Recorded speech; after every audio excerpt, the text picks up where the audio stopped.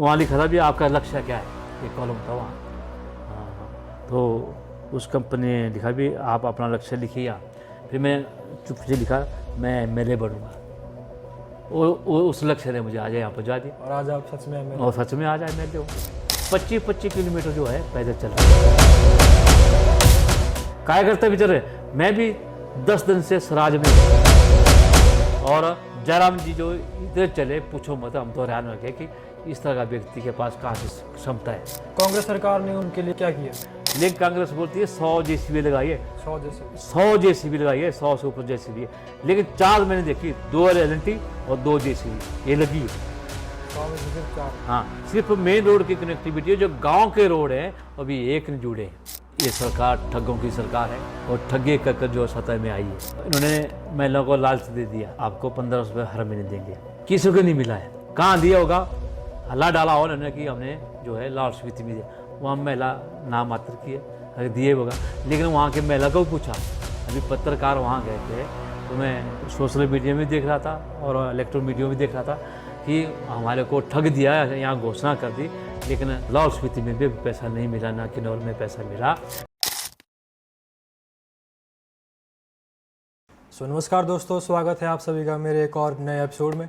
तो आज हमारे बीच शामिल है मंडी जिले के बल विधानसभा क्षेत्र के प्रिय विधायक श्री इंद्र सिंह गांधी। नमस्कार। नमस्कार अंकल जी। नमस्कार जी। तो अंकल जी, आज हम थोड़ी सी आपसे बातचीत करेंगे, थोड़े सवाल जवाब करेंगे आपसे जी। कुछ लोगों के क्वेश्चंस भी है जो हम आपसे डिस्कस करेंगे। जी जी। तो अंकल जी, सबसे पहले मेरा आपसे ये सवाल है कि आपकी जर्नी कैसे स्टार्ट हुई विधायक की? सबसे पहले तो मैं आपका धन्यवाद करता हूँ कि आपने मुझे अपने चैनल में बुलाया और मुझसे अपने राजनीतिक जीवन के बारे में चर्चा करने के लिए मुझे समय दिया। मैं अपनी राजनीतिक जीवन का शुरुआत एक छोटे से कर्मचारी नेता से किया था। मैं 1983 में जॉब पे लगा। उससे पहले मैंने 1981 से लेकर 83 तक मैंने सर्वेयर की ट्रेनिंग की और पिताजी मेरे दर्जी का काम करते थे। उसके बाद मैंने अपना जो कैरियर है, जो एक कर्मचारी के तौर में IPG विभाग में शुरू किया। वहाँ मैं एक NGO फेडरेशन होता है उसमें जुड़ा, भारतीय मजदूर संघ में जुड़ा, साथ साथ में राष्ट्रीय स्वयं संघ में भी काम करता रहा। उसमें बल में कोई भी ऐसा व्यक्ति राष्ट्रीय स्वयं संघ से नहीं जुड़ा था जो मैं राष्ट्रीय स्वयं संघ में जुड़ा रहा। लेकिन समय बदलता है। मेरे पिताजी ना तो राजनीतिक तौर में काम करते थे, ना ही मेरे परिवार से कोई राजनीतिक परिवार में कोई रहा, ना कोई आया। लेकिन मैंने अपना शौक़ पाला कि मैं भी राजनीति करूं और मैंने कर्मचारी राजनीति शुरू की। मैं कई बार भारतीय मजदूर संघ का अध्यक्ष रहा और NGO फेडरेशन का अध्यक्ष रहा। अपने विभाग का जो जल शक्ति विभाग उसमें मैं प्रदेश का महामंत्री रहा और सर्वेक्षण संघ का एक बार महामंत्री रहा, 2 बार मैं प्रदेश का अध्यक्ष रहा सर्वेक्षण संघ का। इस तरह मैंने अपना राजनीतिक जीवन शुरू किया। लेकिन कुछ ऐसी परिस्थितियाँ बदली कि मेरा स्थानांतर जो है 2001 में राजनीतिक तौर में जो है कहीं चंबा कर दिया। और मेरा एक बेटा है जो छोटा था उस टाइम, 8-9 महीने का था। मैंने उस पॉलिटिशियन से गुजारिश की मैं राजनीति अपने बेटे के पालन पोषण के लिए, जो मैं इतने दूर नहीं जा सकता हूँ, लेकिन राजनीतिक तौर पे उन्होंने मुझे नहीं बख्शा और मुझे यहाँ से बग्गी से स्थानांतर कर दिया गया। उसके बाद मैंने मन में ठान ली कि मैं भी इसका बदला लूँगा। और बदला इसलिए कि मैं राजनीति में आया और पहला चुनाव लड़ा भारतीय जनता पार्टी से और मैं कुछ मात्र वोटों से हार गया। पहली बार हार गया। मैंने उसके लिए संतोष लेके मैंने 2 महीने पहले नौकरी छोड़ी और मैंने एक ऐसे दिग्गज को, जो दिग्गज है, उसको मैंने झटका दिया और उसको मैंने धूल चटा दी। लेकिन मैं चलता गया, चलता चरे बेती और मैंने अपने मुकाम को छूने के लिए दूसरी बार यहाँ पूर्व में रहे मंत्री प्रकाश चौधरी को धूल चटाकर जो है 34,000 वोट से जीता मैं बल में। और लोगों ने इतना समर्थन दिया, मुझे प्यार दिया, क्योंकि मेरे साथ कर्मचारी भी जुड़े हुए हैं, मजदूर भी जुड़े हुए हैं जो मनरेगा के मजदूर थे, क्योंकि मैं भारतीय मजदूर संघ में रहा और एक छोटा सा कर्मचारी नेता भी रहा। उसके नाते मैं लोगों के संपर्क में था और लोगों के संपर्क में ऐसा था कि मैं बिना किसी खर्चे पर्चे से लोगों का काम कराता था। चाहे वो सुंदरनगर सर्कल की बात है, चाहे शिमला की बात है, चाहे मंडी की बात है, लोगों को बिना किसी से अपनी गाड़ी में बैठाता था या स्कूटर में बैठाता था और उनका काम हो ना हो वहाँ तक पहुँचाता था और उनको संतुष्टि मिलती थी भी। इंद्र सिंह गांधी ऐसा व्यक्ति है जो बिना किसी पैसे से काम करता भी और कराता भी है, लेकिन राजनीति में चोर बहुत होते हैं, ये मेरी पहचान रही है। और आज भी देख रहे हैं कि राजनीति में कितनी चोर बाजारी है। और मैं तो एक किसान का और दर्जी का बेटा हूँ। मेरे पिताजी कुछ नहीं जानते राजनीति के बारे, ना तो माता जी, ना कोई मेरा पिछला बैकग्राउंड कोई सा राजनीति हो रहा है, लेकिन मैंने कुछ ऐसी सीख ली और मेरा भी लक्ष्य था कि मैं भी इस मुकाम तक पहुंचूं जो मैंने आज हासिल किया है। उसके माध्यम से मैंने अब प्रण किया है कि मैं अपना विधानसभा को एक आदर्श विधानसभा बनाऊं, जिसमें अच्छी शिक्षा हो, अच्छी स्वास्थ्य हो, सुविधा हो, या सड़कें अच्छी हो, पानी की स्कीमें अच्छी हो। वो मेरा एक लक्ष्य भी है।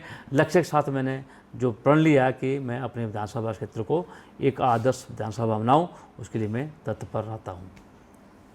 तो जैसा कि अंकल जी आपने बताया कि आपके फैमिली बैकग्राउंड में कोई भी राजनीति में नहीं था, तो आपको क्या शौक आया कि आप राजनीति में आएंगे?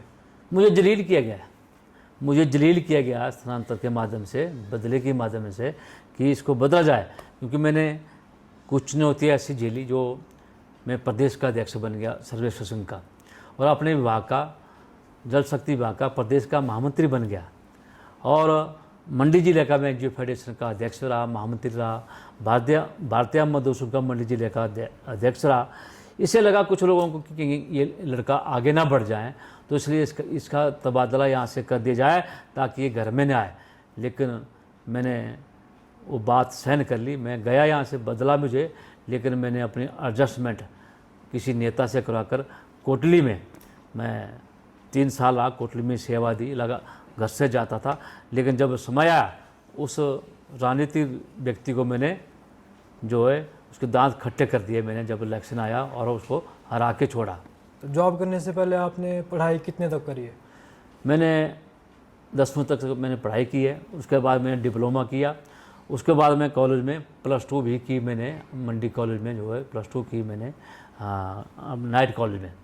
और उसके बाद परिस्थितियाँ बदली, कभी तबादला उधर होता था सुंदर में, कभी तबादला बग्गी में होता था, कभी आपके मंडी में, कभी पद्दर में, तो कभी बक्साइड में। आज यहाँ जो जयराम ठाकरे हमारे पूर्व मुख्यमंत्री, उनके क्षेत्र में मैंने सर्वेश्वर की जॉब की है 2 साल। तो इस तरह नीरी में मैंने जॉब की है, ब्रोकड़ी में मैंने जॉब की है, अनेकों स्थानों में। मेरी तो ये सरकार, कांग्रेस की सरकार, रेल बनाती थी, बार रेल बनाती थी। ये संघ का कार्यकर्ता है, क्योंकि मैंने संघ का प्रशिक्षण लिया होता। जसवंत सिंह कटवाल जो हमारे इंस्ट्रक्टर थे, वो हमारे सदौर के रहने वाले, उन्होंने मुझे संघ में ले गए थे, वो मेरे संघ के गुरु रहे। और मैंने गुप्त गंगा में आईटीसी की थी, आईटीसी के बाद मैंने प्रथम वर्ष किया। प्रथम वर्ष के बाद मैं आगे नहीं जा पाया, लेकिन मैं संघ के साथ लगातार जुड़ा हूँ। आप स्कूल टाइम से संघ में थे?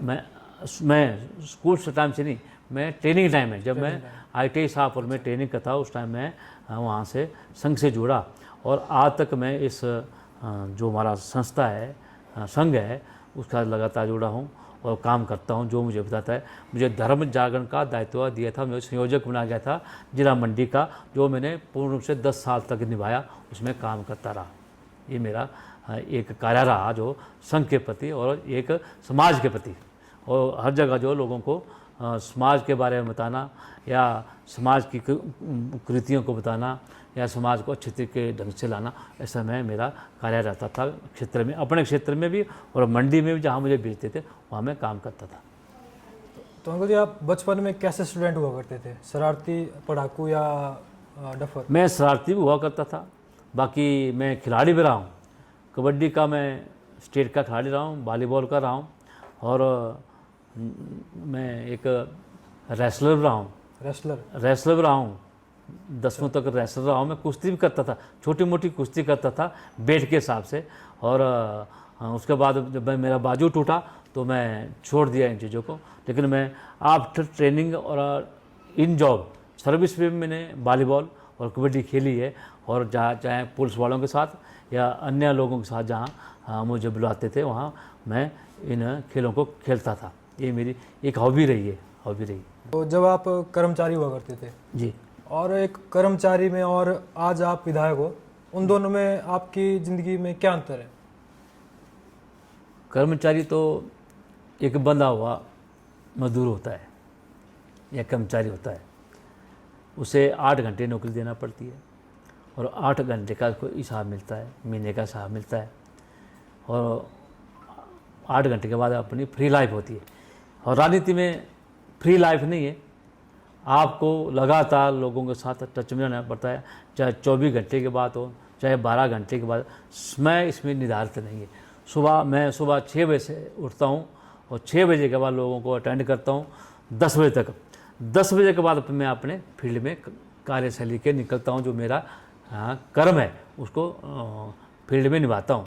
उस तरह से मैं आज लगातार, चाहे मेरी लोअर बल की बात है, चाहे अपर बल की बात है, चाहे लेदा की बात है, चाहे हमारे यहाँ कोठीगिरी की बात है, चाहे बहना की बात है, चाहे हमारे नर्सरी की बात, जहाँ क्षेत्र में रहा वहाँ मैं डेली 10 बजे के बाद जो है घर से अपने कार्य के लिए निकलता हूँ। जो लोगों के साथ मिलजुल कर, जो मेरा एक कर्तव्य भी है, जो मैंने एक विषय चुना है, उसके प्रति मैं जागरूक रहूं और मुझे लोगों की समस्या सुनने का मौका मिलता है। नई नई समस्या भी होती है, उससे ज्ञान भी बढ़ता है, ज्ञान के साथ साथ उसको विकास में गति भी मिलती है। ये ऐसा तरह जो फील्ड में मुझे काम मिलता है उसको मैं निभाता हूँ।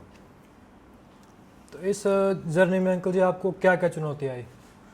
चुनौतियाँ बहुत होती है राजनीति में, सबके तो काम होते नहीं है, क्योंकि अलग अलग कार्य होते हैं। किसी के घर बनाने का काम होता है, किसी के रास्ते बनाने का काम होता है, किसी की बाउंड्री के बनाने का काम होता है, किसी को पोल टूटा हो उसको लगाने की बात होती है, या नई बिजली का कनेक्शन देने की बात होती है, या पानी की नल देने की बात होती है। लोग बल में तो है, बोलते हैं नाम तो बल है, लेकिन पानी की बहुत कीमत है इस अपर बल में। उसके लिए मैंने एक बहुत बड़ी स्कीम आदरणीय जयराम ठाकुर द्वारा जो है 46 करोड़ की लागत से अपर बल के लिए जो आज कार्य चला हुआ, उसका शिलान्यास जयराम ठाकुर ने किया है। लेकिन उसमें 25 पंचायतें सर्व होगी और पानी लोगों को खुलकर मिलेगा तो समय से, लेकिन पानी खुलकर मिलेगा। और अंत तक जो बैठा व्यक्ति, चाहे मेरा लहत्र का व्यक्ति है, लोहारडी का है, मुरारी माता है, इस तरफ जो हमारी नागनी माता का स्कीम है वहाँ से भी पानी चला हुआ है, लेकिन उससे पूरा नहीं हो रहा है। लेकिन मैंने सोचा अपर बल के लिए कल नई स्कीम बनाई जाए, जिसका नाम है जेजम, जल जीवन मिशन। और NDB की स्कीम है, नेशनल डेवलपमेंट जो हमारा एक बैंक है उसके द्वारा बनाई जा रही है, और 46 करोड़ से उसको पूर्ण किया जा रहा है। हो सकता है 6-7 महीने में कंप्लीट हो और लोगों को उसको पानी पीने का पानी सुविधा मिलेगी। ये मेरा भी एक कर्तव्य है और मैंने भी लक्ष्य किया कि इस तरह की एक स्कीम जो है, जो हमारा राइट बैंक है, जो हमारा बग्गी से लेकर ख्यूरी से लेकर अप टू बहना तक मैंने डाल दी है स्कीम। जो पानी हमारा यहाँ जो ख्यूरी हमारा टंडल है वहाँ से उठेगा, और 2 स्टेजों में, पहली स्टेज जो हमारे राजगढ़ में बनेगी, दूसरी स्टेज जो हमारी जो माता कोयला का मंदिर है उसके ऊपर पिपलू नाम स्थान है, वहाँ बड़ा स्टोरेज टैंक बनेगा। और स्टोरेज बनने के बाद जो ग्रेविटी में पानी आएगा सबको अप टू बहना तक, क्योंकि इस साइड भी पानी की दिक्कत आ रही है, पीने की पानी की दिक्कत आ रही है। उसको दिक्कत को ख़त्म करने के लिए मैंने पहले ही सोच लिया कि कहीं कल को पानी, जैसे कोरोना आया था, कोरोना की महामारी आई थी, इस तरह पानी की महामारी भी आ सकती है। इसलिए मैंने इसकी प्रपोजल बना दिया, जो कि 34 करोड़ की लागत से उसका DPR बन चुकी है और केंद्र को चली गई है। अब सरकार कांग्रेस की है, ये बल की कोई बात छोड़ो, ये पूरे मंडी जिले को जो नष्ट करना चाहते हैं। जितने भी प्रोजेक्ट बल में आए हैं जो निर्माणाधीन है वो आज वैसे के वैसे खड़े हैं। 3 साल का समय होने वाला है, लेकिन 1 पैसा भी बल में जो इन प्रोजेक्टों, चाहे ITI गागल है, चाहे PGI का वेटरनरी हॉस्पिटल हमारा नेचौक में है, एक मिनी सेक्रेटेरिएट मैंने बनवाया, ज़मीन उसके लिए उपलब्ध कराई और आदरणीय जयराम ठाकुर ने 24 करोड़ रुपए की लागत का उसका निर्माण किया।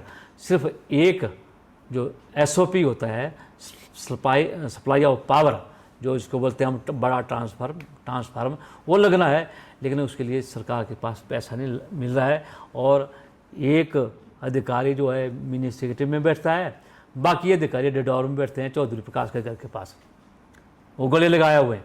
जबकि एक छत के नीचे अगर सारे अधिकारी बैठे तो मुझे लगता है कि किसी व्यक्ति को, किसी महिला को कोई ऐसी आपत्ति नहीं आएगी कि 1 घंटे के 6 घंटे के बजाय 1 घंटे में वो काम कर सकते हैं। जब एक छत के नीचे सारे दफ्तर, वहाँ PWD भी होगा, इलेक्ट्रिसिटी बोर्ड भी होगा, स्वास्थ्य विभाग भी होगा, BDO ऑफिस भी होगा, मिनी सेक्रेटरी भी होगा, मतलब जितने भी 18 डिपार्टमेंट मेरे बल में है वो एक ही मिनी सेक्रेटरी में होगा, एक छत के नीचे होगा, और 6 घंटे के बजाय 1 घंटे में सारे काम करके जाएगा व्यक्ति। ये सुविधा आदरणीय जयराम ठाकुर ने और इंदर सिंह गांधी ने जो लोगों के लिए दी है, जो कि आज बहुत बड़ा स्ट्रक्चर बन के तैयार होकर खड़ा है।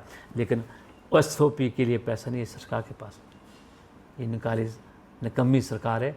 आज लोग, महिला पुरुष, अब अपनी, मैं क्या बोलूँ, अपनी जो उन्होंने वोट दिया, आज बोल रहे हैं कि ये हमने गलती कर दी वोट देकर। लेकिन सरकार कैसे बनी? 0.009 से, मात्र थोड़े से वोटों जीती और सरकार बन गई। ठगकर सरकार बनी, आज बाय लूट रहे हैं। लेकिन जब चुनाव आएगा तो मुझे लगता है कि इनको चांद दिख जाएगा, जिस तरह चांद दिखता है ना, चमकता है, ऐसे इनको चांद दिखेगा ऊपर। और सुखू तो मैं तो इनको एक ठग का मुख्यमंत्री बोलूँगा, झूठा मुख्यमंत्री बोलूँगा, क्योंकि हमेशा ठगते आए। युवाओं को इन्होंने ठगा, महिला को इन्होंने ठगा, किसानों को इन्होंने ठगा, कोई ऐसी समाज नहीं जो इन्होंने ठगा नहीं है। और ठग कर सरकार बनाई। अब आने वाला समय जो इनके लिए घातक है, और इसलिए मैं कहता हूँ कि कभी भी राजनीति में आए, मैं आपको सबको नसीहत देता हूँ कि झूठ इतना बोलो जो सज सके या अच्छा लग सके। हमेशा झूठ चलने से राजनीति नहीं चलती। एक बार तो झूठ आप कर लेंगे, दूसरी बार लोग जिताते नहीं हैं। ये बल का इतिहास है, बल का इतिहास है। भारतीय जनता पार्टी का दूसरी बार कोई विधायक नहीं बना, लेकिन आदरणीय जयराम ठाकुर के आशीर्वाद से जो मैंने विकास के कार्य किए, लोगों के साथ जुड़ा रहा, दूसरी बार विधायक मैं बना हूँ। हिमाचल प्रदेश में ऐसी स्थिति बनी कि बल का इतिहास ऐसा कि दूसरी बार लगातार विधायक बना है। ये एक बहुत बड़ी चुनौती बल के लिए थी। लेकिन मैंने आप सब के माध्यम से, युवाओं के माध्यम से, महिलाओं के माध्यम से, या जो हमारे बल के वर्कर हैं भारतीय जनता पार्टी के या मतदाता है, उनके आशीर्वाद से मैंने दूसरी बार जीत जो हासिल की है। और ऐसे व्यक्ति को पछाड़ा है जो अपने आप को मुख्यमंत्री के रूप में देखना चाहता था, मैंने उसको पछाड़ा है। आज वो बोलता है कि इंदर सिंह गांधी कैसे जीत गया। काम तो मैंने करवाया, काम से कभी वोट नहीं मिलते हैं, लेकिन व्यक्तित्व के हिसाब से वोट मिलते हैं। जो जीभ है ठीक रहनी चाहिए, लेकिन कांग्रेस की जीभ ठीक नहीं होती है। जैसे कि अंकल जी, अब वोटिंग के टाइम पे, वोटिंग से पहले यहाँ के जो लोग हैं वो बोलते थे कि इस बार प्रकाश चौधरी जीतेगा। तो उसके बाद फिर जब वोटिंग, जब मेन डे था जिस दिन आप जीत गए, तो उसके बाद फिर लोग परेशान हो गए कि ये कैसे हो गया। वो कौन लोग थे? जो कांग्रेस के दलाल थे। वो बोलते थे भी इंदर सिंह गांधी जो हार जाएगा और इसकी जमानत हो जाएगी। लेकिन भारतीय जनता पार्टी के अंदर बड़ा उत्साह था कार्यकर्ताओं के अंदर। मैंने काम करवाए थे। मैंने कहा आपको कि ये जो जल जीवन मिशन चला, मैंने 35,000 नल जो है हर घर में लगाए। मेरे पास लिस्ट है, यहाँ लिस्ट पड़ी है मेरे पास। 35,000 नल मैंने जो है इस विधानसभा में लगाए, हर घर में नल और जल। और 10 पुल ऐसे बनाया जिसका शिलान्यास भी किया और उद्घाटन भी मैंने किया, आदरणीय जयराम ठाकुर ने किया। ये मैं नहीं कहता है, लोग कहते हैं। और स्वास्थ्य की सुविधा के साथ मैंने ट्रामा सेंटर मेडिकल कॉलेज में, कैंसर हॉस्पिटल नए चौक में, मेक शिफ्ट हॉस्पिटल नए चौक में, और रोसर में जहाँ एक पहाड़ी क्षेत्र है वहाँ सिविल हॉस्पिटल का दर्जा दिया, जिसका शिलान्यास जयराम ने किया था, उद्घाटन सुखविंदु सुख ने किया। वो भी फट्टा कहाँ लगाया? कोने पे, ताकि उसको देखे ना। किसी भवन का, किसी इंस्टीट्यूशन का जब उद्घाटन तब होता है जिसमें पूर्ण मात्रा में वहाँ क्वांटिटी का मतलब जो इक्विपमेंट होते हैं हॉस्पिटलों में, एक भी इक्विपमेंट नहीं है, एक भी चेयर नहीं है और एक भी बेड नहीं है। जो 100 बेडेड हॉस्पिटल जो सिविल हॉस्पिटल जो राष्ट्र का है, और कोने में फटा लगाने से कभी विकास नहीं होता है। आज उसको लोग नहीं देखते हैं, लेकिन लोगों को पता है, आज सोशल मीडिया है, हमारा पत्रचार व्यवहार है, हमारा इलेक्ट्रॉनिक मीडिया है, वो सब बताता है कि किसने उद्घाटन किया और किस समय किया। आज वो एक कोने में फटा लगाने से विकास होता है। हमारे समय में वहाँ डॉक्टर 9 होते थे, 11 डॉक्टरों की वहाँ पोस्टिंग है, लेकिन 9 डॉक्टर होते थे, आज वहाँ 2 डॉक्टर हैं। कितनी दशा उस हॉस्पिटल की, और दवाइयाँ तो मिलती नहीं है, और टेस्ट करवाने के लिए या मंडी आना पड़ता है, नेचौक आना पड़ता है। इतनी दशा जो है स्वास्थ्य सुविधा की, जबकि मेरा लक्ष्य था स्वास्थ्य सुविधा और शिक्षा जो है मेरा लक्ष्य है, और लक्ष्य के साथ मैंने वो काम भी किया है। जैसे आपका मैराम सी स्कूल है, वहाँ साइंस क्लासें नहीं थी, जबकि वहाँ हरिजन बस्ती बहुत है। 80% लोग जो है वहाँ बेटियाँ जो है कास्ट की पढ़ती है, उनको सुंदरनगर जाना पड़ता था या गरकोटा जाना पड़ता था या भगोटू आना पड़ता था, लेकिन जो रास्ते हैं वो ठीक नहीं है बेटियों के लिए।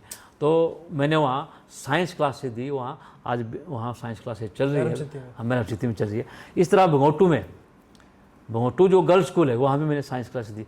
गागड़ मैंने साइंस भवन दी है, यहाँ भवन नहीं था, इक्विपमेंट नहीं थे, गागड़ में भवन दिया। राजगढ़ में मैंने साइंस क्लासेस चलाने के लिए भवन दिया। ये एक आधुनिक जो तरीका होता है, जो साइंस आज कहाँ पहुँच गया, उसको आगे बढ़ाने के लिए इन चीज़ों का होना बड़ा अति आवश्यक भी है, जरूरी भी है, जिसके लिए हमने प्रयास किए हैं और प्रयास के साथ लोगों ने माना भी है। और जो आपको आपके किस काम में सबसे ज़्यादा गर्व होता है जो आपने बल में किया हो? मुझे उस चीज़ का गर्व है, प्रकाश चौधरी जी पंचायती राज के मंत्री रहे, उन्होंने अपने राज में नेचौक को नगर परिषद बना दिया जो कि ग्रामीण था, और आज 15 साल हो गए इसको बने हुए नगर परिषद को, लेकिन नगर परिषद लायक सुविधा नहीं है, जो सुविधा नगर परिषद में या नगर पंचायतों में होनी चाहिए। लेकिन जो लोग ग्रामीण थे, मैंने उन ग्रामीण क्षेत्रों को पंचायतों में तब्दील कर दिया। आज मैंने 12 पंचायतें बनाई, 12 पंचायतों का वोट मुझे एक मुश्त पड़ा और मैं जीत गया। पड़ा तो दूसरी पंचायतों का, लेकिन जो 12 मैंने नई पंचायतें बनाई जिससे विकास बढ़ा हुआ है, लोगों को दिक्कतें आती थी। अगर किसी को गौशाला भी बनानी है या कोई खुली बनानी है या कोई छोटा मोटा काम करना है, तो उसको नक्शा पास करने के लिए कहाँ जाना पड़ता था? मंडी जाना पड़ता था। मैंने उसको बाहर किया, नगर परिषद से बाहर किया और पंचायतें बनाई। जैसे आपकी स्याह पंचायत है, आपकी सोली पंचायत है, जो कि प्रकाश चौधरी के घर के इर्द गिर्द है। इस तरफ प्रकाश चौधरी का घर है, यहाँ सोली है, यहाँ स्याह है। उसके साथ आपका रत्ती पंचायत मैंने बनाई, वो भी नगर परिषद था। और मैंने कसाला पंचायत मैंने बनाई, आपकी सरकीदार पंचायत मैंने बनाई, आपकी नेट पंचायत मैंने बनाई, लोहाड़ी पंचायत मैंने बनाई। ऐसी आपके यहाँ जो रिगड़ पंचायत मैंने बनाई, या छातुड़ जो यहाँ कुम्मी मेरा इलाका था, ये जो छातुड़ पंचायत है वहाँ मैंने पंचायत बनाई। जबकि सबसे बड़ी पंचायत बल में थी, जहाँ 52,200 वोट थे, और मैंने छातुड़ को अलग पंचायत दी। वहाँ का विकास देखना आपने, कितनी सड़कें बनी हैं, कितने बवड़ियाँ बनी हैं और कितने रास्ते बने हुए हैं। मैं झूठ नहीं बोल रहा हूँ, आप कभी जाएंगे नीचे से तो आपने कुम्मी से देखना छातुड़ तक कितनी सड़कें, अच्छी सड़क चौड़ी बनी है, वो जो कि सीसी है, वो बीचों में नहीं है, सीसी बनी है, और 22 लाख की राशि मैंने उसको दी है। आज वहाँ लोग खुश हैं, जबकि वो बहुमूल्य क्षेत्र कांग्रेस का था, लेकिन वहाँ मुझे वोट पड़ते हैं और अधिक वोट पड़ते हैं। ऐसा कुम्मी में, चाहे कुम्मी की बात लो, कुम्मी में ऐसा ही है। तो काम करने से लोग वोट देते हैं, और झूठे वादे करने से वोट नहीं देते हैं। जिस तरह डिंगे मारता है प्रकाश चौधरी, डिंगे मारता है कि मैंने ऐसा किया, ऐसा अपने आप बोलने से नहीं होता है। लोग बोले कि ये काम प्रकाश चौधरी ने किया, ये काम इंदिरा सिंह गांधी ने किया, उसकी प्रशंसा होती है, उसका लोगों को याद रहती है। ये मैं कहना, जैसे राष्ट्र में कई वर्षों से बस स्टैंड की मांग थी, प्रकाश चौधरी तो 2 बार मंत्री रहा, 3 बार मंत्री रहा, इनकी सरकार है, कांग्रेस सरकार है। मैं तो मुझे तो अभी 8 साल हो गए MLA बने हुए, मैंने बस स्टैंड राष्ट्र का निर्माण शुरू कराया है। अभी तो शिलान्यास किया, लेकिन वहाँ बस स्टैंड बनेगा, जबकि वहाँ वर्षों से मांग थी, आज नहीं 60 वर्षों से मांग थी, जब से सरकार, कांग्रेस सरकार काम करती है। लेकिन वहाँ मैंने जो है निर्माण शुरू करवा दिया है, जो जिसका शिलान्यास मैंने कर दिया है। माननीय विक्रमादित्य, जो हमारे विक्रम ठाकुर थे, जो ट्रांसपोर्ट मिनिस्टर थे, उन्होंने उसका शिलान्यास किया है और उसका काम जल्दी शुरू करेंगे। तो सर अगला मेरा आपसे ये सवाल है कि जैसे हमारे डिडौर में जो चौक है वहाँ पे रोज़ाना बहुत सारे एक्सीडेंट होते हैं, तो उसके लिए कुछ सरकार ने सोचा हो या कुछ करेंगे आगे? मैंने इस संदर्भ में माननीय गडकरी से टाइम लिया है और पत्र के माध्यम से यहाँ अधिकारी आए थे जो NHAI के अधिकारी हैं, वो सर्वेक्षण करके चले गए हैं। एक डिडौर में फ्लाईओवर बनेगा, उसकी DPR अप्रूव हो चुकी है, उसका निर्माण हम जल्दी शुरू करने वाले हैं। और इस तरह जो नागचड़ा है उसकी भी DPR बन चुकी है, और DPR बनने के बाद जो हमारा बगला है, जो अपर बगला है, वहाँ भी ऐसा भूल भुलैया चौक है जहाँ लोगों को दिखता है, उसकी भी DPR बन रही है बगला में। ये तीनों जो हमारे फ्लाईओवर बनेंगे, इनका निर्माण जल्दी शुरू होगा। मैंने गडकरी महोदय जो हमारे सड़क मंत्री हैं, उनसे टाइम लेकर पहले ही यहाँ जो हमारे RO होते हैं इसके NHAI के, वो इसका सर्वेक्षण करके चले गए 1 साल पहले, और 1 साल के बाद अब इसका DPR भी अप्रूव हो चुकी है और जल्दी इसका काम चल पड़ा। बाकी जो फुट ब्रिज बनने हैं उसका काम चला हुआ है, और जो फुट जगह बनने से मान लो डिडौर से पीछे बढ़ना है या यहाँ आपके नागचड़ा से पीछे बढ़ना है, उसके जो स्ट्रक्चर बन के तैयार होकर आ गए हैं। और आगे भी जहाँ जरूरत है आपके चक्र के पास, वहाँ भी ऐसा फुट ब्रिज बनना जो लोगों को क्रॉसिंग करने के लिए दिक्कत आती है, तो इसलिए फुट ब्रिज बने हैं। तो उसका निर्माण जो है हो चुका है और उसके स्ट्रक्चर बन के तैयार किए हैं, सिर्फ उनको फिट ही करना, जिसके लिए काम शुरू होने वाला है। और मैं अधिकारियों से मिल चुका हूँ, उन्होंने कहा कि बरसात के बाद हम जल्दी इनका निर्माण शुरू करेंगे और लोगों को समर्पित करेंगे। और जो हमारे 3 फ्लाईओवर है, वो तीनों जो बल में बनने हैं, उसके लिए जो है दो तो अप्रूव हो चुके हैं, एक नागचड़े वाला और दूसरा डिडौर वाला। तीसरे का भी कुछ अड़चन है, क्योंकि वहाँ सर्वे चला हुआ भी किस तरह गाड़ी आती है, कितनी गाड़ी आती है, उस तरह जो इनके नियम है, नियमों के अनुसार जो उसका जो है निर्माण कराएंगे, इस ऐसा मेरा कहना है। और जल्दी हम इसको शुरू करने वाले हैं। तो जैसा कि हमने सुना है कि बल में एयरपोर्ट भी बनेगा, तो वो सच में बनेगा या सिर्फ अफवाह है? ये स्वाभाविक है कि बल जो है कि हिमाचल प्रदेश का केंद्र बिंदु है। जो जिन चीज़ों की यहाँ आवश्यकता होनी चाहिए वो है, जैसे मनाली टूरिज्म की दृष्टि से बढ़ावा मिल रहा है, आपकी स्कार्य माता जंजैली हैं, आपका पराशर देव और हमारी नैना माता रोहतसर, ऐसे बहुत से जो धार्मिक स्थल है। जैसे हमारा रोहतसर का गुरुद्वारा है, एक प्रसिद्ध गुरुद्वारा है, यहाँ लोग बाहर से आते हैं और देखने भी आते हैं, और एक धार्मिक स्थल भी है।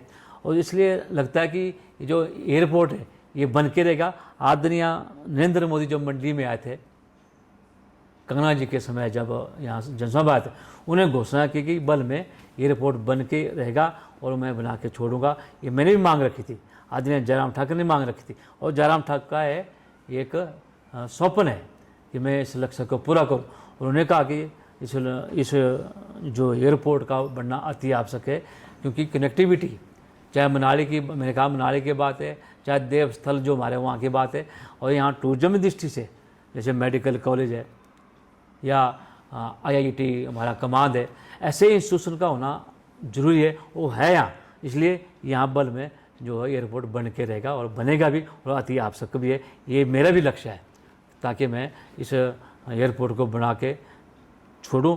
और आदरणीय जयराम ठाकुर को ये एक स्वप्न है, उन्हें इसको ड्रीम को पूरा करना है, जो उनका लक्ष्य भी है। जैसा कि अंकल जी अब सरकार हर एक जगह को अच्छी सुविधा दे रही है जी, तो जैसे हमारे कुल्लू में मंदिर है, बहुत ही धार्मिक मंदिर है, बिजली महादेव, वहाँ को रोपवे निकल रहा है, तो वहाँ के लोग जो है मना कर रहे हैं उस चीज़ को कि यहाँ रोपवे नहीं बनना चाहिए, तो वो चीज़ सही है या गलत है? तो मेरा मानवता से है, जहाँ देवी देवताओं का स्थान होता है और उससे कहीं दूरी रखें। अगर रोपवे बन जाता है तो आप हमारी जो धार्मिक जो प्रथा है उसको ठेस लगती है, क्योंकि उन मंदिरों के पास जो है अच्छे बुरे लोग जाते हैं और उनके जो मान मर्यादा जो है ठेस पहुंचती है। इसलिए लोगों का कहना है कि ये रोप वे जो है यहाँ ना बने, क्योंकि हिमाचल सरकार बोलती है जो पेड़ काटेंगे तो अपना माँ का पेट काटेंगे, ऐसा नारा देते थे कांग्रेस वाले। लेकिन अब कांग्रेस का एमएलए वहाँ ज़बरदस्ती लोग मना कर रहे हैं कि यहाँ रोप वे नहीं बनना चाहिए, और वहाँ कांग्रेस का एमएलए जो सुंदर सिंह ठाकुर है वो जो ज़बरदस्ती पेड़ काट रहा है और उन पेड़ों को काट कर जो तबाही कर रहा है, जबकि हमारे पर्यावरण को जो है नुकसान पहुंच रहा है। तो लोगों की सुविधा के अनुसार जो है हर बात को करनी चाहिए, मनमानी नहीं करनी चाहिए। मनमानी करने से हमेशा हानि होती है। अगर लोग मानते हैं तो अच्छी बात है, नहीं मानते तो उसको छोड़ देना चाहिए, ऐसा मेरा कहना है। मतलब आपके बोलने का मतलब ये है कि रोप वे नहीं बनना चाहिए वहाँ पे? नहीं बने जहाँ तक सुविधा हो, लेकिन इससे सहूलत भी होती है, लेकिन जो देवी देवता स्थल है उससे दूर रहे। जैसे लोग कहते हैं कि ये तो आपने आंगन में पहुँचा दिया, जब आंगन में पहुँच जाएंगे तो वहाँ गंद तो पड़ेगा या असुविधा होगी लोगों को। मंदिर से दूर रहे तो अच्छी बात रहेगी, ये मेरा कहना है। और रोप वे तो चलो लोग तो कर रहे हैं बहिष्कार उसका, लोग तो बोर्ड उनको देते हैं। अगर बहिष्कार कर रहे हैं तो नुकसान तो उनको है, ये चीज़ तो उन्हें देखनी है, उनका दिमाग कितना है। सुंदर सिंह तो नाम तो सुंदर है, लेकिन बातें बड़ी घटिया है, उसकी बातें बहुत घटिया है। तो ऐसे व्यक्ति को हमेशा मनमानी नहीं करनी चाहिए। अगर सुंदर नाम और सुंदर बातें करनी चाहिए तो ऐसी घटिया बातें उसमें नहीं करनी चाहिए। ये दिखाओ क्या सवाल था आपका?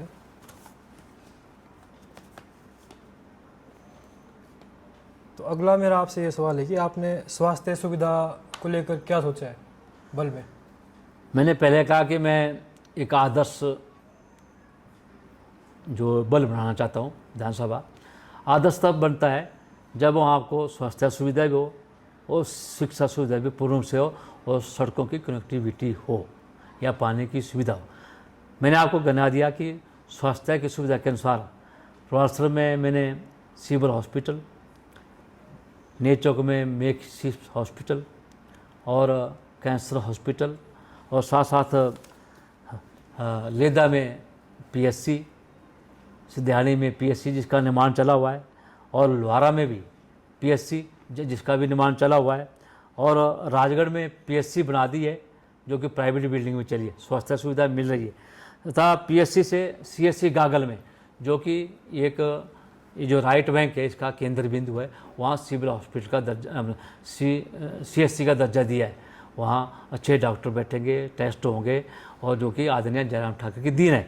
इसकी तरह कैंसर हॉस्पिटल आपका नेचौक में, और जो हमारा मेडिकल कॉलेज है वहाँ ट्रामा सेंटर है जो कि 10 बेडेड है।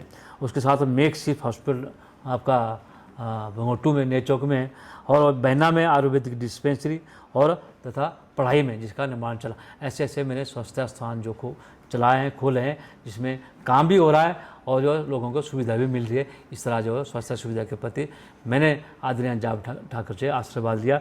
मैंने जो मांगा उन्होंने दिया है, उसी प्रति उसके हिसाब से मैं आज दूसरी बार जीता हूँ। अगला मेरा ये सवाल है कि आपने ब्रिजेस के बारे में सोचा हो कुछ बल में? बिना ब्रिज से तो कभी सड़कों की कनेक्टिविटी नहीं होती है, और मेरा इतिहास है, चाहे दूसरी कॉन्स्टिट्यूंसी की बात कोई एमएलए मेरे से बहस कर ले, चाहे तीसरी कॉन्स्टिट्यूंसी का एमएलए बहस कर ले, मैंने 10 पुलों का निर्माण किया है। इसका शिलान्यास भी मैंने किया, उद्घाटन जयराम ठाकुर ने किया। शिलान्यास जयराम ने किया, उद्घाटन जयराम ठाकुर ने किया। तो उन पुलों का मैं जिक्र करता हूँ। नंबर 1 है कोठीगेरी पुल जो कि 1 करोड़ 10 लाख की लागत से बना, और दूसरा है गंभीरखाड़ पुल जो कि 3.5 करोड़ की लागत से बना और तैयार हो चुका है, लोगों को समर्पित है। कर्मा पुल जो कि 5 करोड़ 20 लाख की राशि से बना है, आपने देखा होगा, बहुत अच्छा पुल बना है। और गलमा के साथ साथ जो हमारा नेचौक से सड़क जा रही है मेरी एमएलए पार्टी की, कितनी चौड़ी हो रही है, और जो कि कलकर तक जाएगी और लोगों को सुविधा होगी। ये सबसे बड़ी चौड़ी सड़क होगी और 2 लाइन होगी जो कि इस पुल के साथ जुड़ रही है। जो गलमा पुल है उसके साथ जो हमारी पैड़ी पस्ता पुल है, जो एक खड्ड है, पैड़ी जो खड्ड है, वहाँ पस्ता में जो एक बड़ा पुल बन के तैयार हो गया है और कनेक्टिविटी जुड़ गई। इस तरह बधुआ पुल, वो भी वहाँ पाकिस्तान हिंदुस्तान की बात कही जाती थी, वहाँ भी पुल बना दिया जिसका निर्माण पूर्ण होने वाला है। और जो लस्सी का पादर जो कि 11 पंचायतों को जोड़ता है, आपकी श्योली पंचायत, फिर आपकी इधर छात्र पंचायत, डडौर का हिस्सा, फिर आपका भौर पंचायत, ये जो जितनी भी नाचल की कंस्टिट्यूंसी 5-6 पंचायतों को कनेक्ट करता है। और जो मेरी बल की पंचायतें हैं जैसे रत्ती है, सोयरा है, बाल्ट है, आपका ट्रो है, मुंदड़ू है, आपका गढ़मा है, ये जो पंचायतों को इनको जो है सर्व करता है और कनेक्टिविटी को जोड़ता है, जो कि 5 किलोमीटर लोग घूम के आते थे बाहर नेचौक, और तब डडौर पहुंचते थे। आज वो लोगों को 2 किलोमीटर का सफ़र करना पड़ता है इस रोड से, जो कि 6.5 करोड़ रुपये के लाभ से तैयार हो चुका है। इसका उद्घाटन भी हो चुका है, शिलान्यास जयराम ठाकरे ने किया, उद्घाटन भी जयराम ठाकरे ने किया। ये सबसे बड़ा लस्सी का पादर का पुल जो बन चुका है। इस तरह हमारा लॉकर में जोर पुल है और चंडियाल में स्याल पुल है, जो जिसका निर्माण अभी अधूरा है। कनेक्टिविटी जुड़ गई है, लेकिन जो अप्रोच वाले हैं वो सरकार के पास पैसा नहीं है। पैसा का रोन रोती है, अपने तो मज़े ले रहे, कोठियों पे बड़ी बड़ी कोठियाँ बनाई है, सजग की है, लेकिन लोगों को जब बात आती है सुविधा की तो बोलते हैं पैसा नहीं है। ये बिना सुविधा तो है वहाँ, लेकिन वो बिना अप्रोच से लोग इधर जाते हैं उधर जाते हैं। लेकिन ये पैसा मैंने 1 करोड़ 20 लाख की राशि से उसका शिलान्यास किया है, उसका निर्माण हो चुका है, लेकिन अधूरा पड़ा है। इसके साथ रिगड़ का पुल है। और ये जो 10 पुल मैंने गिनाया है, मैं किसी भी एमएलए को कहता हूँ कि आप मेरे से बहस कीजिए, चाहे कांग्रेस का एमएलए चाहे भाजपा का है। मैंने अपने कार्यकाल में 5 साल में 10 पुल बनाए हैं, जिसका शिलान्यास किया और उद्घाटन भी किया। एक ही इतिहास है बल में, इतिहास है और बहुत बड़ी बात है। लेकिन लोग माने ना माने, लोग मानते हैं, तभी तो मुझे दूसरी बात बताया। सभी चैनलों ने हरा दिया था, सब लोगों ने हरा दिया था, लेकिन भाजपा के लोगों ने मुझे जिता दिया। कर्मठ कार्यकर्ता है, मेहनत करते हैं, और आज मैं दूसरी बार विधायक बना हूँ। ये इतिहास है। तो जैसे कि अंकल जी आपने इतने सारे काम अपने गिना दिए, तो अभी भी ऐसे कई लोग बोलते हैं कि आपने कुछ नहीं किया है बल में, तो उनको आप क्या बोलना चाहेंगे? बोलने से क्या होता है? बोलने तो मैं भी बोल सकता हूँ कुछ नहीं किया है, लेकिन जो रात्र में देखे, अगर किसी की आंखें अच्छी हो ना तो देखे, अगर फूट गई तो मैं क्या बोलूँ? किसकी आंखें फूट गई हो तो मैं क्या कहता हूँ? लेकिन अच्छी आंखें से देखेगा, अच्छाई से देखेगा, उसको दिखाई देगा। लेकिन बुरे मन से सोचेगा, बुरे तो उसको बुरा दिखाई देगा। ये रात लोग बोलते हैं। मैंने कहा सड़कों का निर्माण, कई मुख्यमंत्री आए मेरे बल में, मुरारी माता के लिए घोषणा की सड़कों की। चढ़ीदार से मुरारी माता सड़क, वीरभद्र जी मुख्यमंत्री है, धूमल जी मुख्यमंत्री, शांता जी मुख्यमंत्री रहे, जयराम ठाकर जी आए, रामाल जी मुख्यमंत्री, जयराम ठाकर जी आए, उनके आशीर्वाद से मैंने चढ़ीदार से मुरारी माता के लिए सड़क का निर्माण आज चला हुआ आजकल, जिसको पक्का करना है। कोला माता के लिए कितनी चौड़ी सड़क बनी, वो भी आदरणीय जयराम ठाकर की देन है। आपकी सरकीदार नैना माता के लिए सड़क जो चौड़ी हुई है, वो आदरणीय जयराम ठाकर की देन है। आज कलखर से जो रत्ती या नेचौक सड़क बन रही है, आदरणीय जयराम ठाकर की देन है, जो कि एक 26 करोड़ की लागत से बन रहा है। एक कलखर से बाया रोहड़सर मंडी सड़क बन रही है, 2 लेन, नेशनल डेवलपमेंट बैंक की तरफ से, जो हिमाचल सरकार ने, जयराम ठाकर ने उसका शिलान्यास किया है। वो बहुत बड़ी चौड़ी सड़क बन रही है। एक सुविधाजनक सड़क जो है, जो हमारा गुरुद्वारा है रोहड़सर में, या जो त्रिवेणी संगम है, या जो हमारा धार्मिक स्थल है, उनके लिए कनेक्ट करता है उन चीज़ों को। और मंडी को सीधी हम पहले 1 घंटे 1.5 घंटे में थे, आज हम 30 मिनट में जो है मंडी पहुंच रहे हैं बाया रोहड़सर होके। तो जैसा कि अंकल जी, अब कांग्रेस ने वादे किए थे लोगों से कि आप हमें जिताते हो तो हम ऐसा कर देंगे, ऐसा कर देंगे, 1 साल में इतनी नौकरी दे देंगे। मैंने पहले कहा था कि ये सरकार ठगों की सरकार है, और ठगे कर जो सतह में आई है। इन्होंने महिलाओं को लालच दे दिया कि हम आपको 1500 रुपये हर महीने देंगे। आप बोलिए, आप भी बल के मंडी के हैं, बल में किस महिला को जो 1500 मिला है? किसी को नहीं। बल में तो बात छोड़ो, आप हर महिला आज जो है दहशत में है कि ये झूठ बोल कर सतह में आई है, और गुंडा राज जो है फैलाकर जो है डराती भी है। आज प्रधानों को ऊपर जो थोपा गया, आप प्रधान इसको जो 1500 रुपये दिलाएंगे भी, प्रधान कहाँ से लाएंगे, देंगे 1500 रुपये? उनके पास प्रावधान नहीं है। जो उनके नियम है, उस नियम को कोई पास नहीं कर सकता है। जो नियम उसमें लिखे गए हैं, जो पात्र लोगों के लिए नियम लिखे हैं वो कि उसको कोई भी जो है लोग जो महिला जो उसको नहीं कर सकती है, क्योंकि उसमें इतने क्वेश्चन है या इतनी वहाँ भरपाई के लिए दिया गया है कि उसको हम नहीं फिलअप कर सकते हैं, ना उसको हम करा पाएंगे जो नियम है उसमें, और लोग रह जाएंगे। अगर देंगे भी किसको, वो पता किसको देंगे, जिन महिला को जयराम ठाकुर ने 1250 का पेंशन दिया है, 250 डाल देंगे फिर हमने इतनी महिला को दे दिया। वो 1500 पे नहीं, इन्होंने कहा था 18 साल से लेकर 60 साल की सभी महिलाओं को, चाहे घर में 4 होगी भी, जैसा सुंदर सिंह बोलते हैं, 1 होगी तो 1500, 2 होगी तो 3000, 4 होगी तो 4500, 5 होगी तो 6000। तो इस तरह की घटिया बातें करना मुझे लगता है कि इनके लिए अब अच्छाई नहीं होगी, आगे कोई बुराई होगी। साथ ही जो युवाओं को कहा था कि हमने आप युवाओं को हम नौकरियाँ देंगे, 1 साल में 1 लाख और 5 साल में 5 लाख, मुझे गिना दे भी 5000 भी दी होगी तो मैं मान जाऊँगा। आज युवा तो सड़क में है, युवा तो सड़क में बैठे हुए हैं, रो रहे हैं, डिग्रियाँ की है, लेकिन ये भी बाधा इनसे पूरा नहीं हुआ है। फिर तीसरा कहा था कि हम गोबर खरीदेंगे किसानों का, किस किसान का गोबर खरीदिया? आप तो मंडी के हैं, आप बल के हैं, तो किस किसान का गोबर खरीदा उन्होंने? तो ये कोई भी जो 10 घंटे इनसे पूरी नहीं होगी, ना हो पाएगी। और आने वाला समय 8 कांग्रेस और 60 भाजपा, ये मैं कहता हूँ कि भारतीय जनता पार्टी का सरकार होगी, राज जयराम ठाकुर करेंगे और मुख्यमंत्री जयराम ठाकुर बनेंगे। ये मेरा कड़वा सच है। मैंने पहले भी कहा था कि लोटस होगा, लोटस हुआ, लेकिन थोड़ी सी चूक हुई, वो उसको संभल नहीं पाए। लेकिन अब सरकार जाएगी, बुरी तरह जाएगी, सरकार भारतीय जनता पार्टी की बनेगी, आदरणीय जयराम ठाकुर फिर से मुख्यमंत्री बनेंगे। और 60 का आंकड़ा मैं पक्का कहा, 60 का आंकड़ा भाजपा का होगा, 8 का कांग्रेस का होगा। अंकुल जी, ऐसा कोई नेता आपकी नज़र में पूरे हिमाचल में कांग्रेस में जो आपको अच्छा लगता हो? देखो, मैं तो विपक्ष आदमी हूँ, लेकिन विपक्ष सभा तो बोलते हैं भी ये ठीक नहीं आदमी, लेकिन मैं वीरभद्र को मानता था। वो सच्चाई के मुख्यमंत्री थे, सच्चाई के व्यक्ति थे। उन्होंने गरीबों की सेवा की है, अंत में बैठा व्यक्ति उसकी सेवा की है, और सच्चाई के साथ उन्होंने राज किया और 6 बार के मुख्यमंत्री कहलाए नहीं रहे। उस व्यक्ति को मानता हूँ मैं। अगर कांग्रेस की अगर कोई सिफारिश करे या कांग्रेस का कोई व्यक्ति लीडर हो, वो है वीरभद्र जी। बाकी मैं किसी लीडर को मानता हूँ। उनके बेटे जो विक्रमादित्य जी है, वो भी उनके लायक नहीं है। वो ऐसा वह नहीं है जिस तरह वीरभद्र जी पास सांत्वना थी, या वीरभद्र के पास जो कार्य था या उनके पास जो क्षमता थी, वो नहीं है। ये भी बड़ा झूठ बोल, ये पलटू राम है, अपनी बात से पलट जाता है।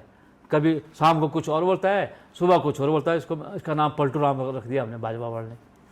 और इनकी माँ जो सांसद रही, वो भी कहने का मतलब निकम्मी सांसद रही। वो कभी भी बल में नहीं आई होगी तो अपने जो चेले चांटे ना 2-4 उनसे मिलती है, उनको पैसे देती थी। लेकिन जो आज का समय है वो ऐसा नहीं है। लेकिन लोग चाहते हैं वोट दिया है तो हम हमारे से बात करें। जिस तरह भारतीय जनता पार्टी की नीति है, संगठन है, संगठन बोलता है कि हर घर में जाइए, उनको पूछिए। आज त्रासदी हुई है राज्य में, तो आपने देखा होगा जयराम किस तरह चले हुए हैं। 25-25 किलोमीटर जो है पैदल चल रहे हैं, कार्यकर्ता भी चल रहे हैं। मैं भी 10 दिन से सराज में हूँ, नाचन में भी गया, मैं कसोग में गया और सराज में गया। मैं भी पैदल चला हूँ, लेकिन मेरी भी बस हुई। बस करने का मतलब थके मैं भी। और जयराम जी जो इधर चले, पूछो मत, हम तो हैरान हो गए कि इस तरह का व्यक्ति के पास कहाँ से क्षमता है। तो मुख्यमंत्री उसी व्यक्ति को बनाया जा सकता है, बनता है जो सभा क्षमता हो और धैर्य भी हो, शांति स्वभाव का आदमी हो, धैर्य का आदमी, ऐसे व्यक्ति को मुख्यमंत्री आगे भी बढ़ाएंगे। जैसा कि आपने अंकल जी बताया, अभी हाल ही में सिराज में इतना बड़ा फ्लड आया जो जी, तो कांग्रेस सरकार ने उनके लिए क्या किया? कांग्रेस सरकार के नुमाइंदे आते हैं, मुख्यमंत्री जी आए, 2 दिन रहे, कमरों में बैठे रहे और अपने जो चेले चांटे होते हैं उनसे गप्पे से सप्पे मारी। लेकिन मुझे लगता है कि जो घोषणा उन्होंने की भी 7 करोड़ रुपये की राशि हमने दे दी है, और 100 जो यहाँ जो है JCB लगी। मैं 10 दिन वो से सच में लगी है या वही कह रहा हूँ मैं 10 दिन से ऊपर जा रहा हूँ, मुझे बता दे भी 4-5 तो है, वो मैं मान रहा हूँ, झूठ नहीं बोलूँगा मैं।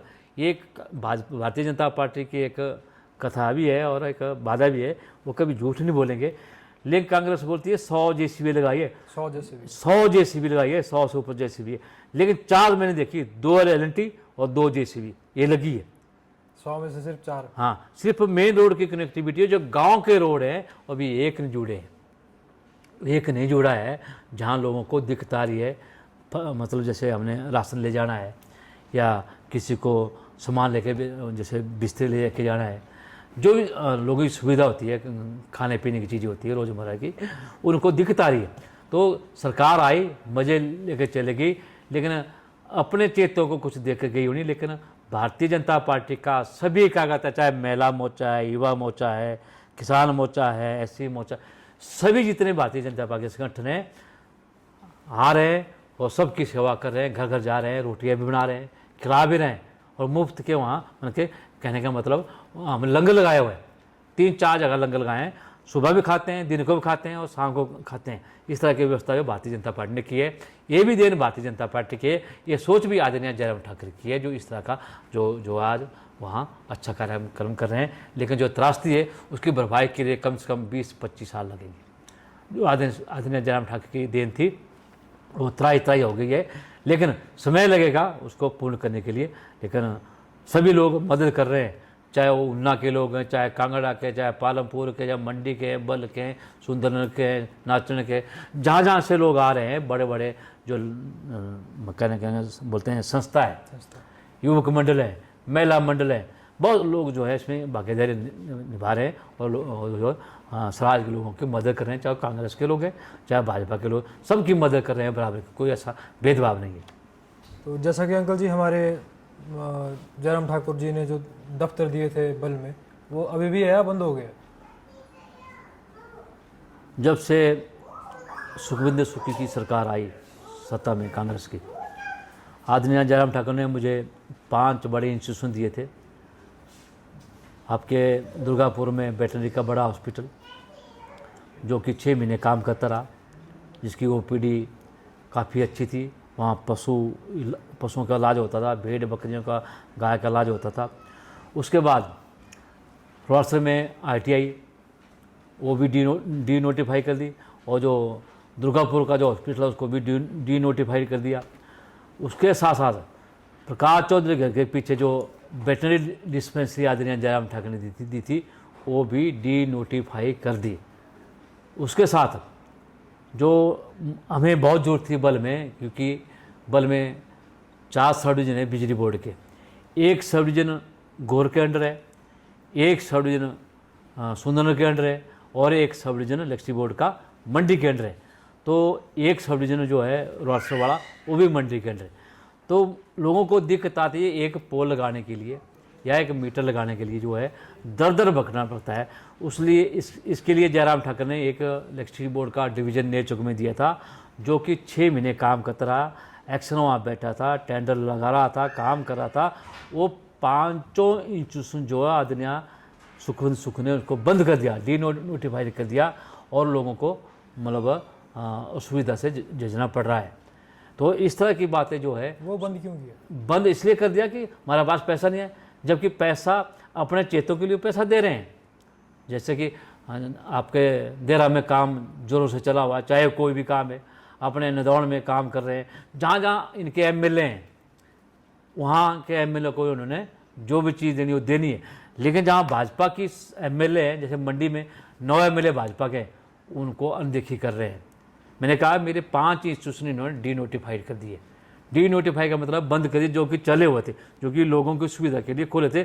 लोगों की मांग थी, लोगों ने मांग रखी थी, कई पंचायतों ने 20-10 पंचायतें आती थी, हमें वेटनरी हॉस्पिटल दीजिए, हमें ITI हॉस्पिटल दीजिए, हमें इलेक्ट्रिसिटी बोर्ड का डिवीजन नए चौक में दीजिए, या वेटनरी का डिस्पेंसरी सियोड़ी में दीजिए। वो बंद कर दिया। तो कहने का मतलब ये सरकार जो है जनता के प्रति नहीं है, ये अपने प्रति जागरूक है, अपने चेतों को अपने लिए तो सुविधा इनकी कोठियाँ देखिए, सरकार बनी, जो फट्टे लगे हुए थे, जो वहाँ डेकोरेशन की थी वो खार दी सारी, और अपने अपने दफ्तरों के लिए 2-2 करोड़ रुपए की जो है वहाँ साज सजग कर दी। ये इनका कार्य है, ये कार्य अपना लिए। आज बोलते हैं हमारे पास पैसा नहीं है। पैसा कहाँ से होगा? जब आप अपने लिए तो खर्चा करते हैं और जनता की जब बात आती है, गरीब लोगों की बात आती है, आपके पास पैसा नहीं होती है।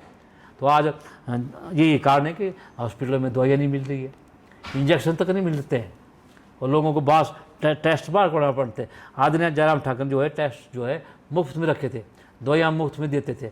आज इनका राज है, कांग्रेस का राज है, तो दवाइयाँ जो है कीमती मिल रही है, मिल रही है। इस तरह की सुविधा जो है आज हिमाचल प्रदेश में हो रही है और बल में हो रही है। तो जैसे कि अंकल जी हमने सुना है कि आप गरीब लोगों की बहुत ज़्यादा मदद करते हो, तो सच्ची बात है? ये सच्ची बात है कि गरीब लोगों की मुझे आशीर्वाद है।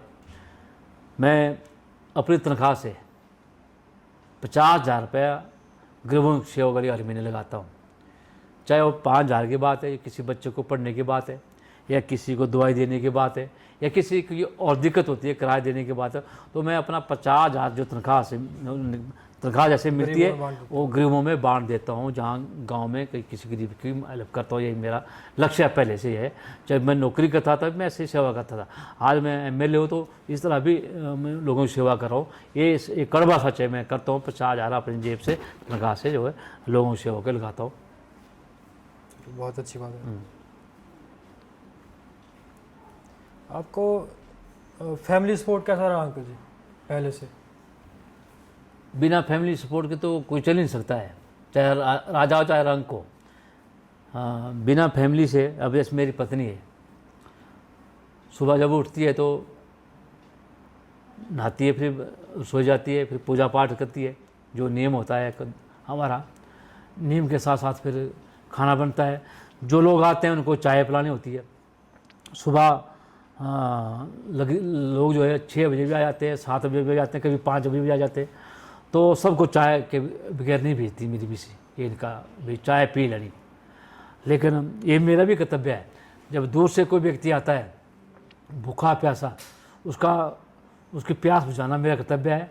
उनको चाय पिलाना, रोटी खिलाना मेरा कर्तव्य है। क्योंकि ऐसे व्यक्ति जो गरीब होते हैं, सुबह चल कर आते हैं, जिनके पास सुविधा नहीं होती है, गाड़ियों की सुविधा नहीं होती है, मोटरसाइकिल की सुविधा नहीं होती है, या कार की सुविधा होती है, वो पैदल चल कर आते हैं, उनको हम जरूर खाना खिलाते हैं।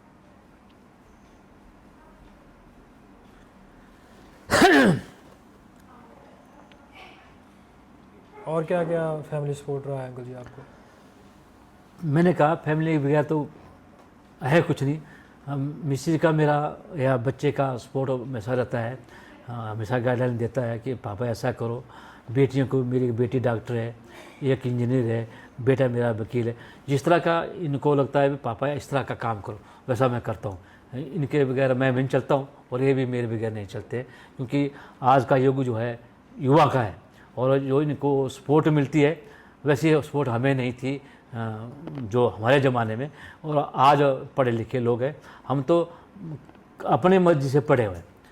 पिताजी बोलते थे कि आप दर्जी का काम करो, आप लोहार का काम करो, लेकिन हमने नहीं किया। वो भी किया, दर्जी का काम भी किया, लोहार का काम भी किया, लेकिन हमने पढ़ाई की, लेकिन जितना हमने पढ़ना चाहिए था वहाँ तक नहीं पहुँच पाए, क्योंकि उस समय की स्थिति वैसी थी। लेकिन आज स्थिति अच्छी है और बिना राजनीति के हम राजनीति करते हैं। हमें कोई ऐसा किसी का आशीर्वाद नहीं है। आशीर्वाद परमात्मा का है, जिसका हमेशा सबको मिलता है, लेकिन किसी को ज़्यादा मिलता है, किसी को कम मिलता है। और बिना परिवार से तो कोई फलता फूलता नहीं है। परिवार का हमेशा सपोर्ट रहता है, तभी आगे आदमी बढ़ता है और आगे कदम रखता है। तो जैसा कि अंकल जी हमने भी सुना है ये कि जब आप तीसरी बार वोटों से अगर जीतते हो तो आपको मंत्री पद मिल जाएगा, तो आप क्या उस चीज़ से एग्री हो? देखो, कौन व्यक्ति नहीं चाहता कि कोई अच्छा पद मिले, हर आदमी चाहता है।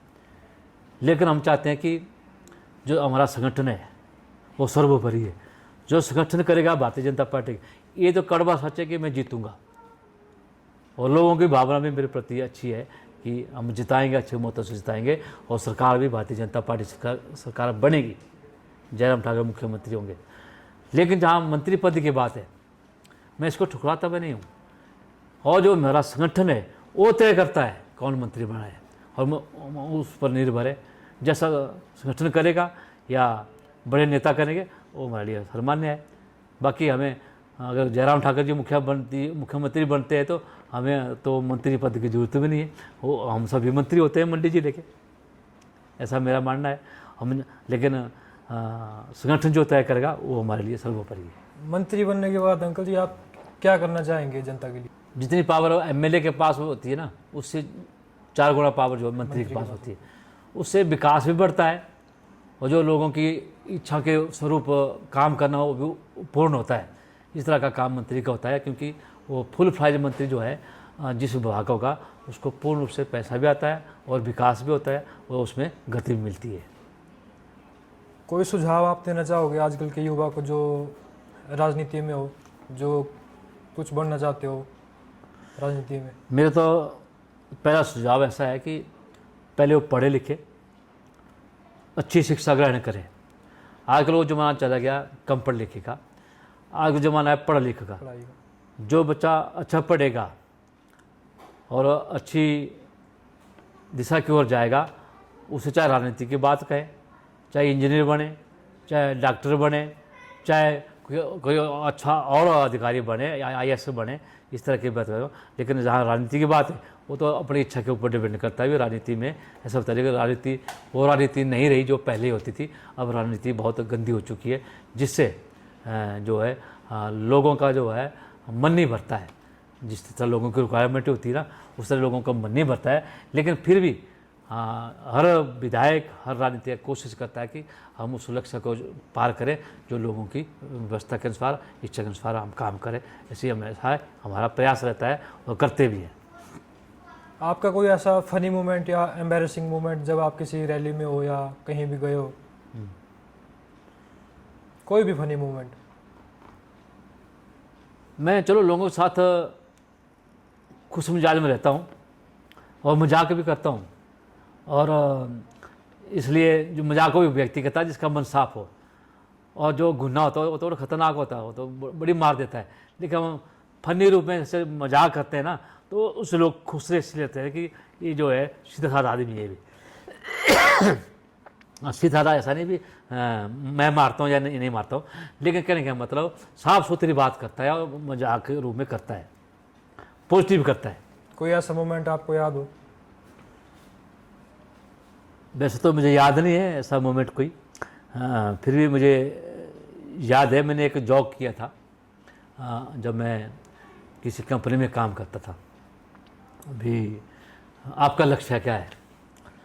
मैंने उस किताब में लिख दिया अभी मैं एमएलए बनूंगा। आज से 25 साल पहले के मजाक मैंने स्टेज में बोल दिया मैंने, भाई मैं एमएलए बनूंगा।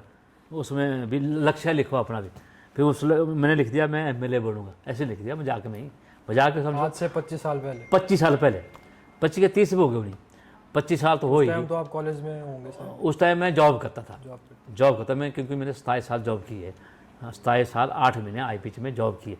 लेकिन मैं वहाँ लिखा था भी आपका लक्ष्य क्या है, एक कॉलम था वहाँ। हाँ, तो उस कंपनी ने लिखा भी आप अपना लक्ष्य लिखिए। फिर मैं चुप से लिखा मैं एमएलए बनूंगा, और उस लक्ष्य ने मुझे आज यहाँ पहुँचा दिया। और आज आप सच में एमएलए? और सच में आज एमएलए हूँ। लक्ष्य, आदमी का लक्ष्य होना जरूरी है। जैसे बोलते हैं चरे बेती चलने से जो है आदमी जो है कई दूरियां पार कर लेता है और लक्ष्य को प्राप्त करता है। कोई आपका ऐसा दोस्त जो बचपन में आपके साथ था और आज आपको पहचानता ना हो कि आप एमएलए बन गए हो, जिसको पता ना हो कि आप एमएलए थे? नहीं, ऐसा तो है नहीं। जब मैं एमएलए नहीं था तब नहीं पहचानता हूँ, लेकिन आज एमएलए सब पहचानते हैं मुझे। अच्छी, जो नहीं पहचानता वो भी पहचानता है। राजनीति तो ऐसी चीज़ है।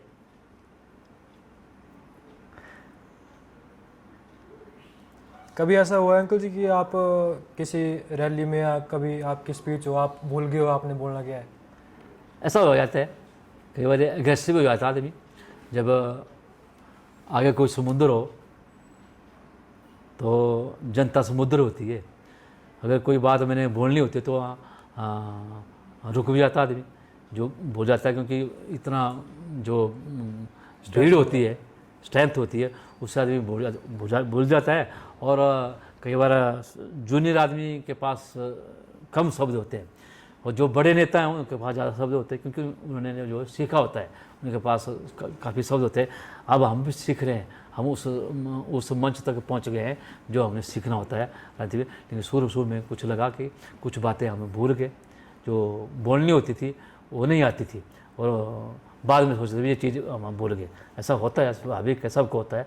अगर मैं नहीं, कुछ औरों को होता होगा, लेकिन मेरी अपनी बात है, मैं मंच पे कभी भूल जाता जब लोगों को देखता था। वैसे तो मैं लीडर रहा हूँ पहले कर्मचारी का, वहाँ भाषण देता, लेकिन ये वो मंच और ये मंच अलग सा है।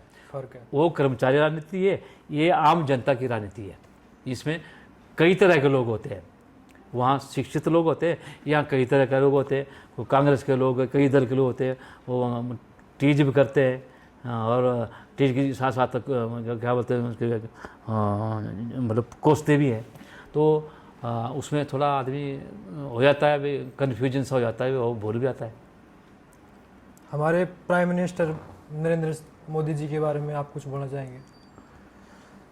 मैं क्या बोलूं, सारी दुनिया बोलती है, ये पहला प्रधानमंत्री है आदरणीय नरेंद्र मोदी जी, जिसने दुनिया का सबसे बड़ा नेता बन गया।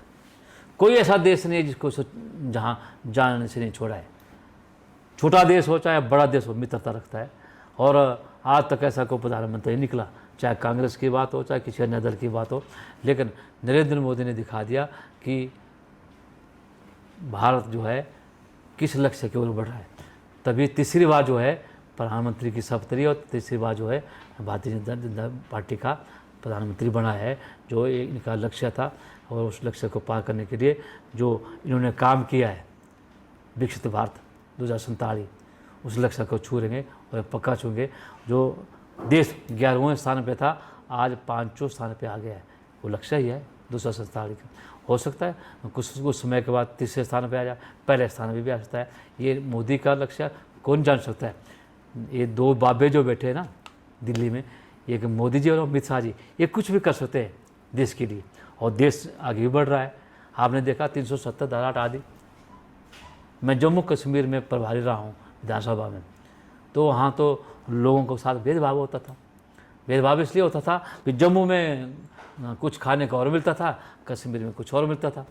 तो एक देश में दो झंडे होते थे, तो आज एक देश में एक ही झंडा होता है और एक ही संविधान है भारत का। हाँ, तो 370 धारा हटाना बहुत उचित रहा। और जो राम मंदिर का जो निर्माण था, हम भी बचपन में सोचते भी, भाजपा वाले बोलते हैं हम राम मंदिर बनाएंगे, राम राज्य लाएंगे, भी पहले कौन सा राज्य लाएंगे।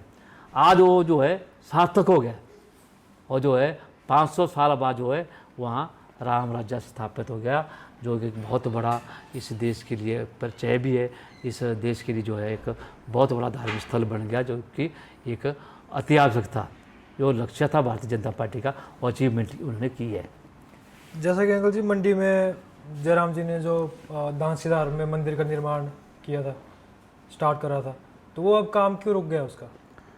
मैंने कहा जो नेगेटिव आदमी होता है उसको दंड तो मिलता, कईयों को अभी मिल जाता है, कईयों को बाद में मिलेगा।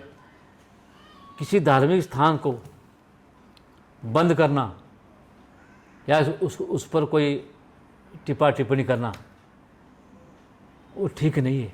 आज देख रहे हैं जब से सुखविंदर सुक्खू जी इस प्रदेश के मुख्यमंत्री बने, जितने भी संस्थान, जितने भी धार्मिक चीज़ें बन रही थी सारी बंद कर दी।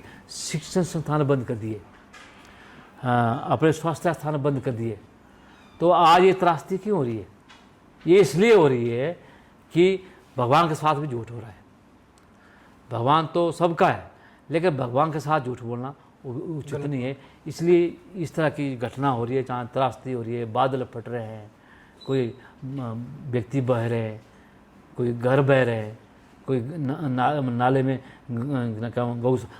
गऊएँ बह रही हैं। तो यही कारण है कि झूठ बोलने से हमेशा नुकसान ही होता है। इसलिए मेरा इनको एक अर्जी भी है, प्रार्थना भी है, नसीहत है वे भी, इस तरह की त्रासदी के साथ इस तरह की जो हमारी जो आपने कहा जो शिव धाम है मंडी में बन रही थी, जो पर्यटन को बढ़ावा मिलना था और आप युवाओं को रोजगार मिलना था, और युवा का तो जो है अन्याय हुआ।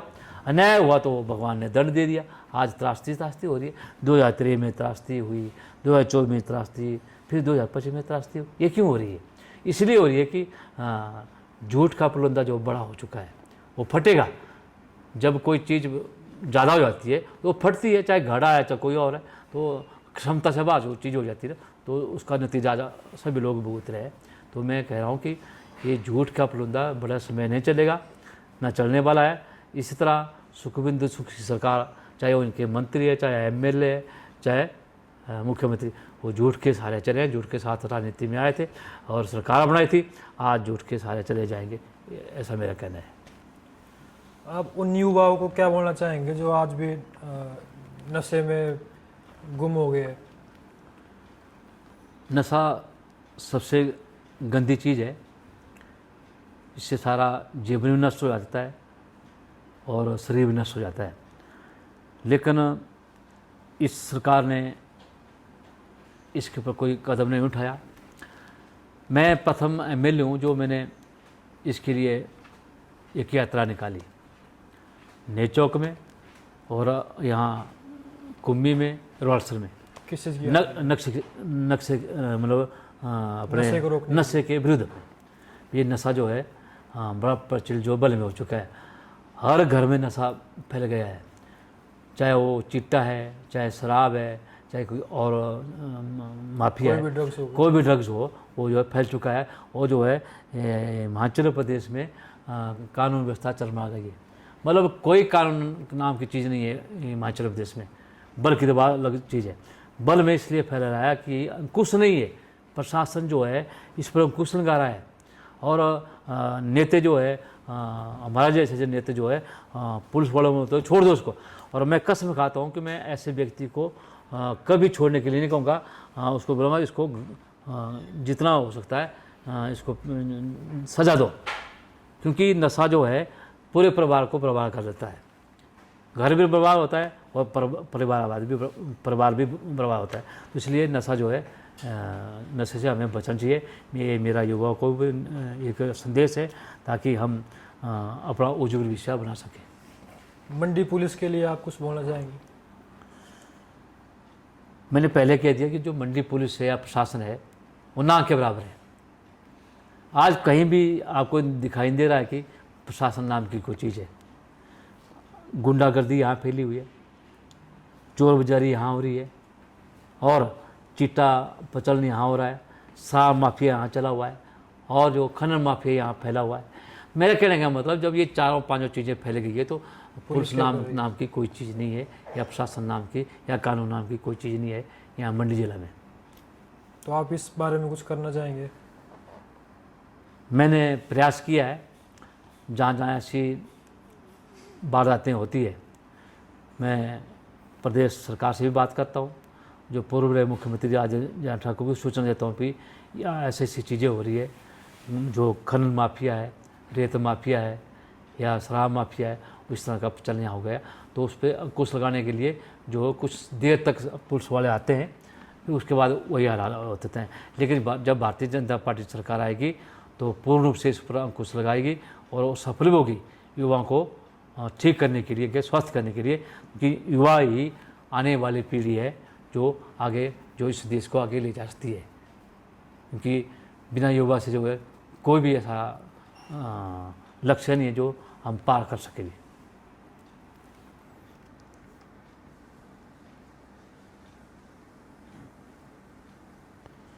रह गया।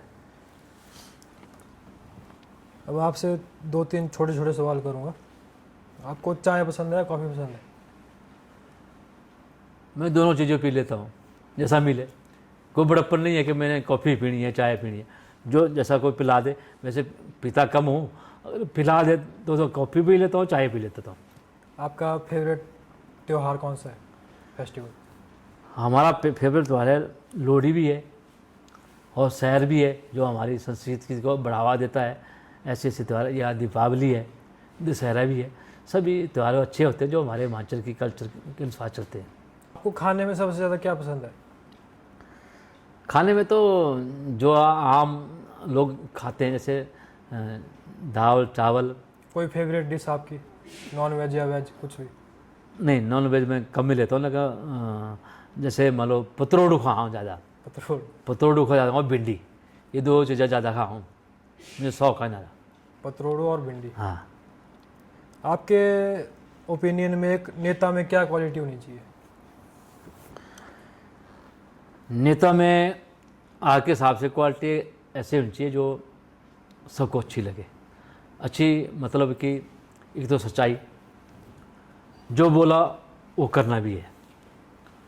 अन्यथा नेता क्या करते हैं, घोषणा करते हैं, बड़े बड़े डींगे मारते हैं, वो काम होता नहीं है और लोग गाली देते हैं। जितनी क्षमता हो उतना बोलो और जितना उठा सके उतना तोलो। ये मेरा अपना एक्सपीरियंस है, क्योंकि ज़्यादा बोलने से भी आदमी घाटे में रहता है और कम बोलने में भी घाटा रहता है। तो इसलिए इतना बोलो जितना आपको आता हो और इतना ऐसा न कर सकते हैं।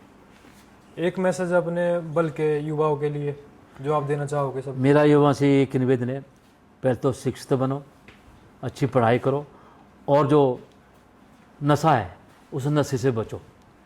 नशा ऐसी संगत है जो मैंने कहा कि पूरे घर को, पूरे देश को, पूरे प्रदेश को बर्बाद कर देती है। तो मेरा कहना है कि आप इस नशे से दूर रहिए और नशे को भगाइए और अच्छा शिक्षा ग्रहण करके अच्छी नौकरी पाकर अपने परिवार को पालिए, ये मेरा कहना है।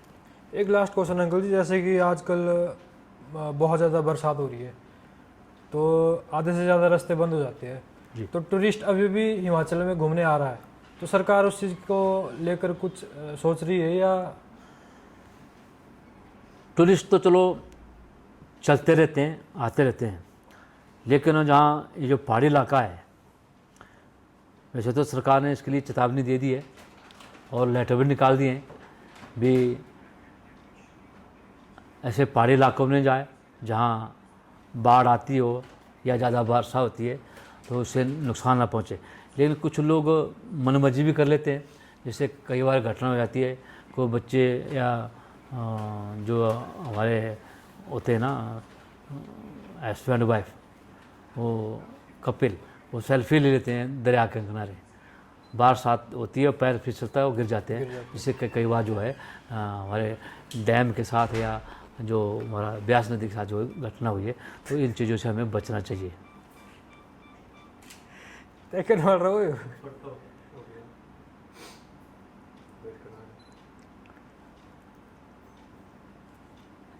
कोई सवाल लास्ट हो गया खत्म?